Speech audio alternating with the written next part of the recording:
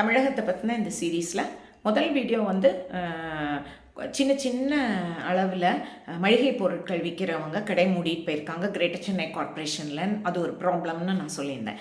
இன்றைக்கி வந்து வண்டல் மண் பற்றினது, அதாவது ஏரி குளம் கால்வாய் எல்லாமே ஊரக பகுதிகள்லையும் சரி நம்மளுடைய சிட்டி சைடும் சரி யாருமே அதை சரியாக தூர் வர மாட்டேங்கிறாங்க.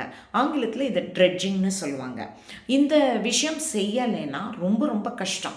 ஏன்னாக்கா நீங்கள் சிட்டி சைட்லேயுமே நீங்கள் பார்க்கலாம், சாக்கடையெல்லாம் போய் ரெயின் வாட்டர் இதோட போகும். அந்த மாதிரி நம்ம கலக்க விடக்கூடாது.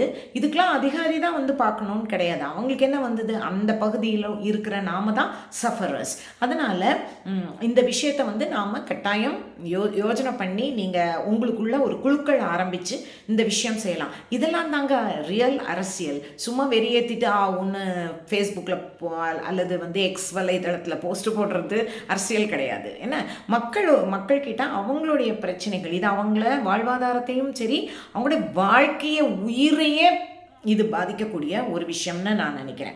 சரி, இப்போ வந்து கிராமப்புறங்கள்லையும் நம்ம பார்க்குறோம் இந்த மாதிரி ஏரி குளம் வாய்க்கால் எல்லாத்தையும் நம்ம இதை ட்ரெட்ஜிங் பண்ணலையானா சேறு சகதி எல்லாமே வந்து அது அடியில் போய் தங்கிடுது. சின்ன சின்ன கிரேவல் கூட தங்கும். இந்த மாதிரி தங்கும்போது என்ன ஆகுதுனாக்கா ரெண்டு விஷயம். ரொம்ப முக்கியமான விஷயம், கொள்ளளவு கம்மியாயிரும்.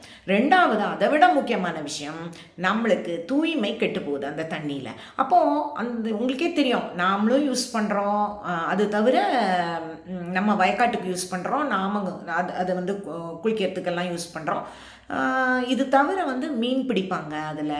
அப்போ அந்த மீன்கள்லாம் நல்லா சாப்பிட்டு நல்ல உணவு சாப்பிட்டு நல்லா இருக்கணும்ல கெதியாக, அந்த மாதிரி இருக்காது. இப்போ மீன் சாப்பிட்றவங்க கெட்ட மீன் இந்த மாதிரி கழிவெல்லாம் சாப்பிட்ட மீனை போய் சாப்பிடுவாங்களா யாராவது?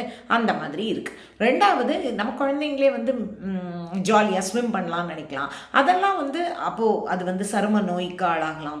ஏன்னாக்கா இங்கே இருக்கிறது பூரா இப்படியே வருஷக்கணக்காக நம்ம தூய்மைப்படுத்தாமல் வச்சுருந்தோம்னா அந்த வண்டல் வந்து கலங்கி தண்ணியோட திரும்ப அது சேரும். என்னெல்லாம் அதில் போய் சேருதுனாக்கா, நம்ம கார்ப்பரேஷன் வாட்டரில் உள்ள குப்பை, அந்த மாதிரி முனிசிபாலிட்டி குப்பை, அப்புறம் வந்து எண்ணெய் பிசுக்கு எண்ணெய் எல்லாம் போய் சேருது, உரம் போய் சேருது, பூச்சிக்கொல்லி போய் சேருது. இதெல்லாம் வந்து வயக்காட்டில் இருந்தோ எங்கேயும் நம்ம ரெயின் எல்லாமே அப்படி தானே, அதை அடிச்சுட்டு வரோம் இல்லையா, அதெல்லாம் போய் அந்த குளத்தில் சேர்ந்து நாஸ்தியாக்குது அந்த தண்ணியை. அதனால நாம் ரொம்ப கவனிப்பாக அதெல்லாத்தையும் பார்க்க வேண்டியது இருக்குது. ஒரு நல்ல சிட்டிசனுக்கு இது அழகு. பூச்சிக்கொல்லி எண்ணெய்லாம் இது பண்ணுற ஒரு இது இல்லை, களை ஜாஸ்தியாக வளர்ந்துருக்கும். அது பார்த்தோன்னே உங்களுக்கு தெரியும். ஏன்னா அது ட்ராஸ், அந்த ஊட்டச்சத்தெல்லாம் இங்கேருந்து தான் அது ட்ரா பண்ணுது.